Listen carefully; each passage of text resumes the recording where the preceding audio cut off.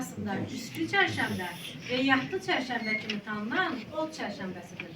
Adət-ənənəyə görə həmin gün tonqal qalayın üstündən tullanaraq ağırlığın, uğurluğun odda yansın deyirlər.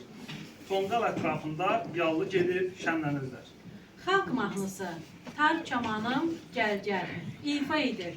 2-ci sinif şagirdi Qəhrəmanlı Dəniz, müəllim Musayeva Təranə, müşahid edirlər Tarda Təhməzov Vüqar, Kamançada Zamanzadə Zaur, Qanunda Beybutova Tavat, Qarmonda Zeynalov Ağasəftər, Fortepianoda Məmmədzadə Yelvin, Nağarada Zeynalov Zahid.